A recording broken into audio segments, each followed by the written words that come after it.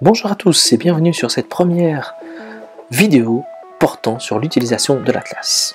Tout d'abord, définissons ce qu'est l'Atlas. L'Atlas est un recueil de cartes et de données sous diverses formes, schémas, graphiques, tableaux, commentaires, concernant la situation du monde, d'une région, d'un pays à un moment donné. Et quel atlas utilisons-nous en classe? L'atlas que nous utilisons en classe est l'atlas de Book nommé L'Homme et la Terre. Et alors, mais comment trouver rapidement ce que nous recherchons? Eh bien, l'atlas est composé de différentes parties ou différents outils qui vont nous permettre vraiment de trouver rapidement et facilement ce qu'on cherche. Premier outil, l'index des cartes. L'index des cartes permet de trouver une carte rapidement pour un espace précis. Il se situe sur l'intérieur de la couverture de l'atlas. Alors définissons ce qu'est l'espace.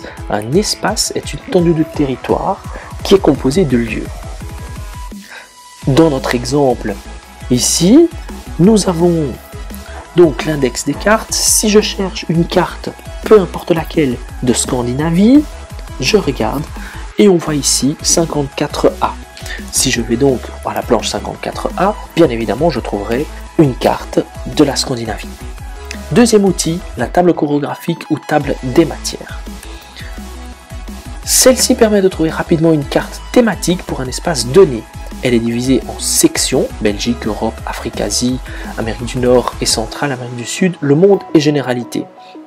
La table des matières se présente comme ceci. Si je cherche par exemple une carte politique du monde, eh bien je regarde dans le monde et je vois planches 116 et 117. L'index. L'index permet de localiser un lieu sur une carte. Il s'agit d'une liste qui classe par ordre alphabétique tous les noms géographiques que nous retrouvons dans l'atlas. Ville, cours d'eau, mer, montagne, océan, île, pays, région. L'index se situe à la fin de l'atlas. Voilà comment se présente l'index. Comment trouver un lieu? Dans l'index, tous les noms sont classés par ordre alphabétique et suivis du numéro de la planche dans laquelle on retrouve le lieu. Exemple, la Belgique en planche 34-35. Mais l'ordre alphabétique ne suffit pas. C'est pourquoi à côté de chaque numéro de page ou de planche, il y a 2 lettres ou une lettre et un chiffre. Cela correspond aux cases d'un fin quadrillage dessiné sur la carte. Dans l'atlas que nous utilisons en classe, il s'agit d'une lettre et d'un chiffre. Exemple, dans un quadrillage à une lettre et un chiffre, les chiffres correspondent aux colonnes verticales et les lettres correspondent aux lignes horizontales. Dans ce cas-ci, le lieu que je recherche se situe en B2.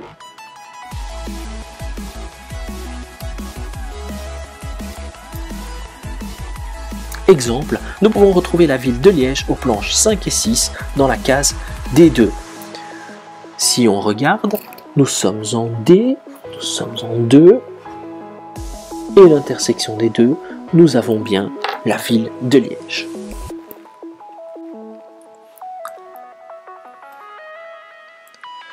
Un autre moyen de retrouver également un lieu, c'est à l'aide de ses coordonnées géographiques, c'est-à-dire des données en latitude et en longitude exprimées en degrés, minutes et secondes.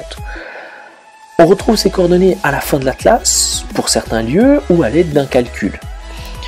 Ce calcul, nous le verrons dans une fiche technique à venir, comme vous le voyez là, la fiche outil numéro 8, localiser un lieu. Et pour l'exemple, Liège se trouve à 50 degrés 38 minutes nord, 5 degrés 34 minutes est.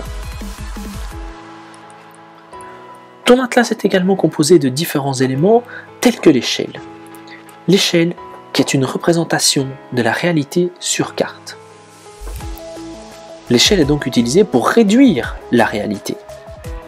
Par exemple, l'échelle utilisée sur cette carte-ci est de 1 sur 3 millions, ce qui signifie que 1 cm sur carte équivaut à 3 millions de centimètres en réalité. Alors, comment fait-on pour calculer la distance réelle séparant deux points? Tout d'abord, mesurons la distance qui sépare les deux lieux. Dans Dans ce cas-ci, nous avons, imaginons, 6 cm. Ensuite, il faut repérer l'échelle de la carte. L'échelle de cette carte est de 1 cm sur 45 millions de centimètres. C'est ce que vous avez ici. Ce qui signifie donc que 1 cm sur 4 représente 40 millions de centimètres en réalité.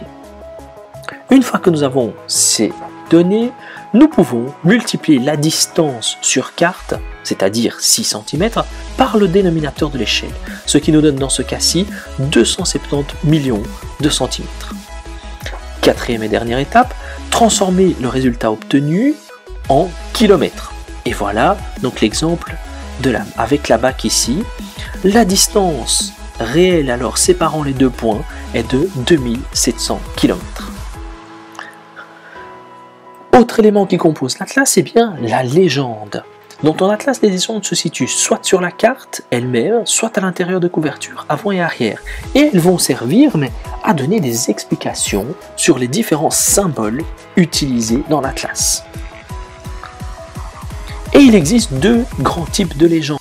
Premier type, les légendes quantitatives qui permettent essentiellement de comparer, classer les différentes données chiffrées, par exemple la densité de population. Comme vous le voyez sur cette carte-ci, cette légende est exprimée effectivement en données chiffrées. Ensuite, nous avons les légendes qualitatives qui permettent de comparer, localiser. Exemple, une carte des régions touristiques reconnues. Alors, regardez l'exemple sur cette carte. Nous voyons effectivement un territoire et dans la légende, aucune donnée chiffrée. Cette carte et cette légende nous permet, grâce aux couleurs, de situer tout simplement ici des régions touristiques, comme le nom de la carte l'indique.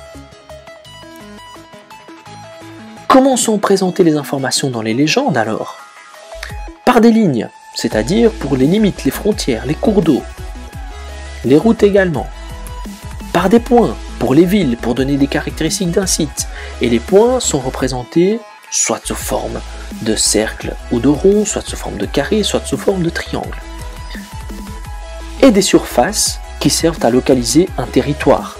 Donc un ensemble qui nous permet de voir telle couleur est rattachée à tel ou tel territoire.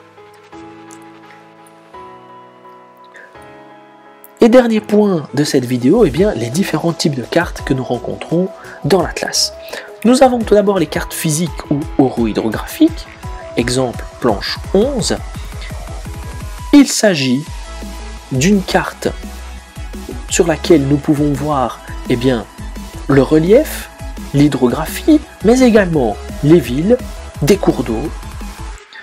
Forcément, le relief, nous pouvons le voir ici grâce à l'altimètre, c'est-à-dire cette échelle graduée et en couleur, qui nous donne en fait une indication sur l'altitude où se trouvent les différents lieux. Nous pouvons également voir les frontières que vous voyez en rouge. Deuxième type de carte que nous rencontrons, les cartes politiques, exemple planche 69. Sur une carte politique, nous pouvons voir les frontières des différents pays, des différentes régions. Nous pouvons voir également les villes principales. Nous avons des informations également concernant le nombre d'habitants présents dans la ville. Ce sont des données purement administratives. Dernier type de carte, les cartes thématiques, c'est-à-dire une carte qui présente un thème précis. Dans ce cas-ci, le thème de cette carte, ce sont les précipitations annuelles. Merci pour votre attention durant cette première vidéo. À bientôt.